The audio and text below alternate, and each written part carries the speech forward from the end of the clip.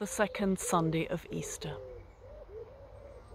In these days of physical, social, bodily distancing, we begin to realize once again what it means to us to actually be able to be together in the same space with others, rather than just seeing one another through our various digital means, grateful though we are for these.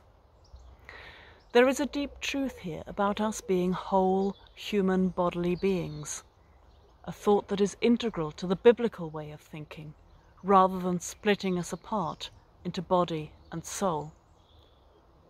Thinking about death and resurrection this Eastertide, what then happens if our bodies are integral to us? What then happens when we die and when we are raised? In this week's Gospel, from the second part of chapter 20, John's Gospel, Jesus enters the room where the disciples are.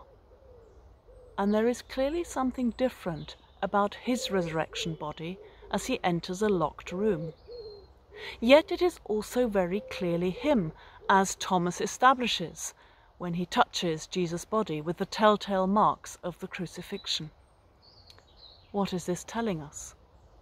That's the take-home thought for today, that there is a place, a space for hurt, wounded people in heaven. In a recent study, the New Testament scholar Candida Moss has done some fascinating work just on this gospel passage. And if you're interested in exploring more about that, I can recommend her book published last year called Divine Bodies. There's huge scope for further study there, but I can't go into that now. What is it that Thomas is touching? Candida Moss argues that rather than speaking of wounds, it would be a much better translation to speak of scars. It's scars which identify a person in the ancient world. The living body has a self-healing activity. It produces a scar. Therefore, scars were proof of real bodily life, real bodies healing themselves. Scars are also a sign of virtue, of doing the right thing, having done the right thing in the ancient world. The scars are there to prove it. You fought a good fight. And this fits right in with John's understanding of the crucifixion. The Gospel writer has Jesus lifted up high on the cross. The crucifixion is Jesus' exaltation. Jesus who died has been raised. He is raised with the scars his faithful life brought about him. What does this mean for our understanding of the resurrection?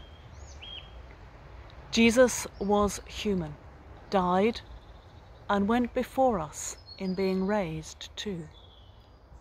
And so our loved ones, so we, following him, shall be raised with all the experiences of hurt and damage, self-inflicted or otherwise, with all our wounds and scars, as the whole people we are, to be judged by the one who loves us the most, to be healed, to be forgiven, to be transformed, when we shall be in the eternal presence of our loving God.